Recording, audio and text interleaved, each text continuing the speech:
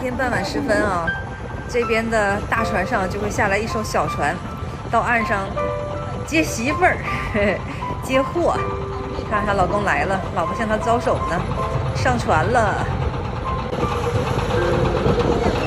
这里的生活多浪漫啊！老婆上船，老公开着船又回大船上去了。这是他们一直生活在船上的船员，都是搞运输的嘛，长时间在船上拉货。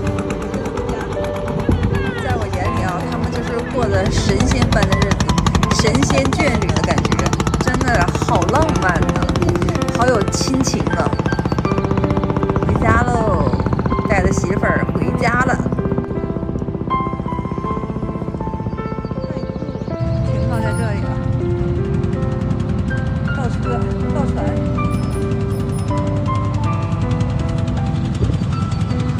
掉个头，这个船小吗？好灵巧啊！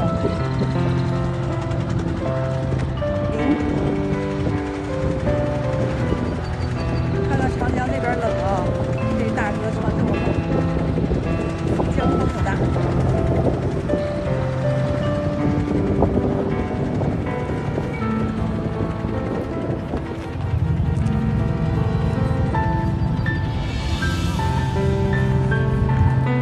下面这位大哥把船靠岸了，拿着缰绳把这个船拴住，怕他跑了，怕他随着长江的浪别跑了。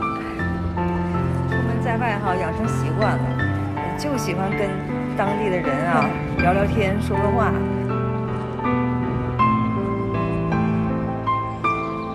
哎呀，咋上去了？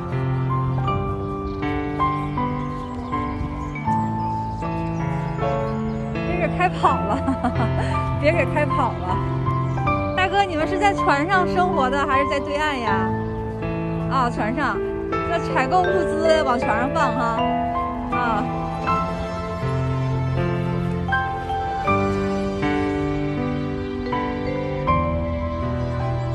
羡慕你们的生活。人家师傅刚一走，我俩就是想上那个船看看去，别给船开跑了。淘气啊！没见过这样方便的小船。慢点，慢点。我好像我这受伤了脚，没事，你找你的吧。石头都石头渣。哎，这边全是铁矿石啊，铁矿。上去了。哎呀，不用，我自己慢慢来。怕崴到脚。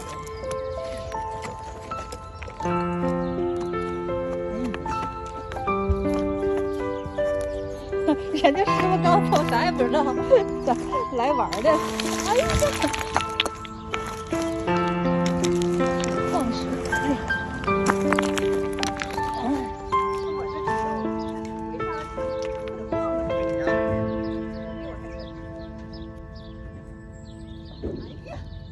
太酷了！这还有方向盘呢。晕船我倒还，哎呦，是有点逛了，主要是别那啥，我看哪是发动机，别给人家开跑了。好简单呐，这里边。后面是要这样。啊，打着火。要这样子转。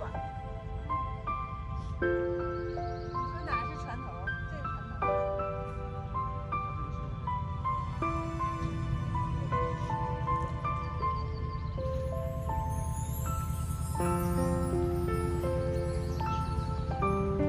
我知道它什么原理了，就跟那个柴油的那个什么，就像我们东北的四轮车以前柴油的，就是摇起火了，柴油的。然后呢，就开始打着了，然后有档位，这个方向盘可以转弯，这是方向盘嘛，老旧了一点，还哪儿呢？没没啊。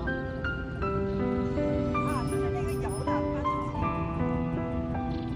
那边船也上岸了。每天这个时间段呢，就是这边的大船，工作人员都下来了，开始把那个采购的首要的物资啊都拉回去。偷着摸的进大哥船里头了，看看这里头，虽然这个设备很简陋啊，但是能看出一二。发动机，这个呢就是那时候说的，就是那个打火的，就像以前我们农村啊那种手摇式拖拉机似的，来。就卡在某个地方，一顿摇，起火了，柴油机冒烟，哎，这里还有热气呢。这船也来了，这每天晚上这段时间好闹忙啊。发动机，前面一个方向盘，也没啥了。这船，这是个铁链子，不知道干啥用的。看那大哥，人家拉完货又走了。每一天啊，每一艘货轮都会下来人采购物资的，在上面工作人员也蛮多的，就开着这小船来采购物资。这才是正宗的那种水上生活呢。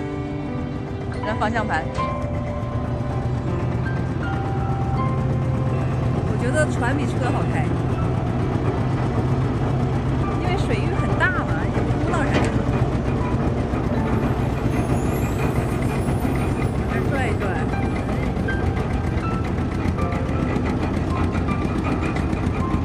这是真正的水上生活呀。这倒不是渔民，而是在船上工作的这些人员。太阳马上下山了，我晒得跟黑猴子似的。经常户外的话，别给踩坏了，就会被晒黑。朋友们，在我身后那些小船呢，那才是真正的在水上工作的人的生活，就是水上运输啊，这个船员呀，是他们真正的生活，每天在这时候运输。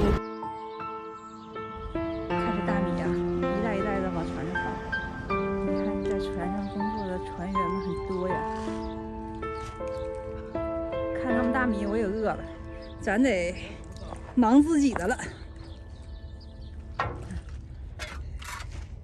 100斤、1000斤的，哎呀，1000斤都不止了。一袋大米是50斤啊，没有500斤大米吧？一袋是50斤嘛，10袋就500斤，还有别的物资，特别是火锅底料，我看挺多的，专门生多的，比饭店用料还多。这一艘大船，